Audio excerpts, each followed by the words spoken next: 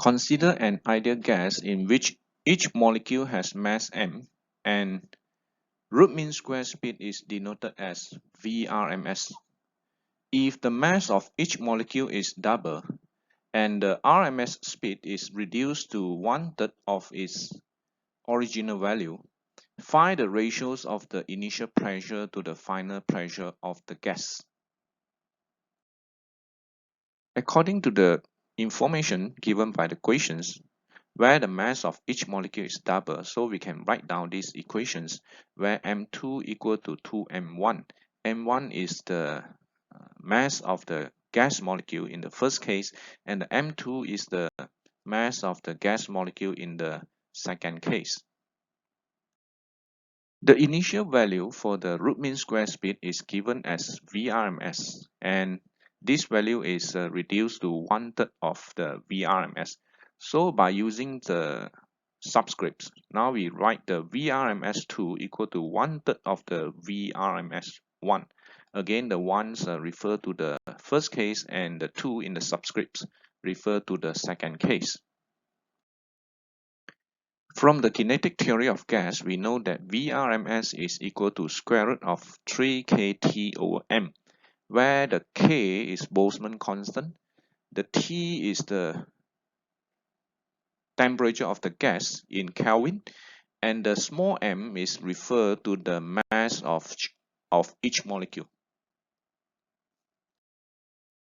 Since the temperature of the gas is not given in the questions, and we want to find the ratios of the initial pressure to the final pressure of the gas. Therefore, that means we need to change this kT into PV.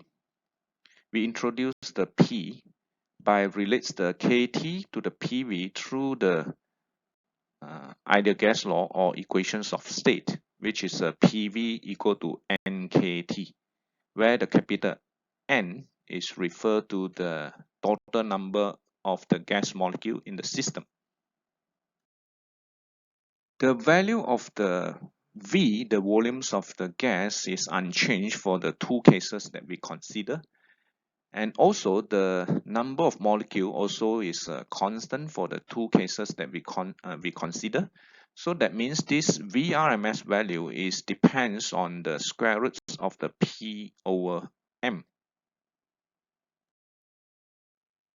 Based on this relationship, now we can write down the ratio for the VRMS in the first case to the VRMS in the second case as the square roots of the P1 over P2 multiplied with M2 over M1.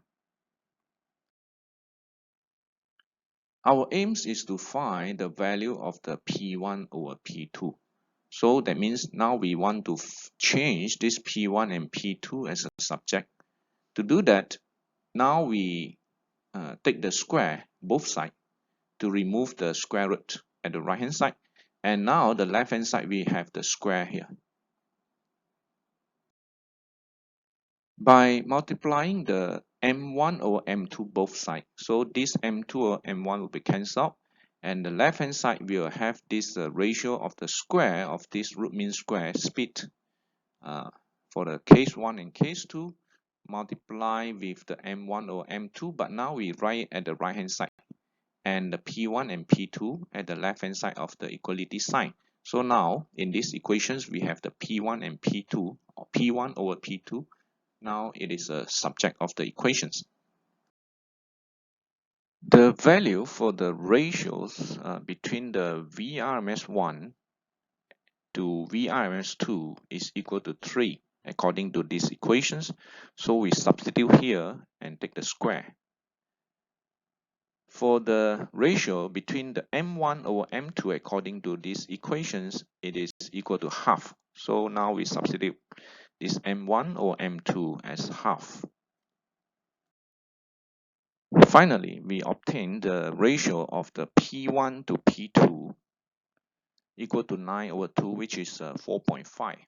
4.5 is larger than 1, so that means the pressure, initial pressure, is larger than the final pressure of the gas.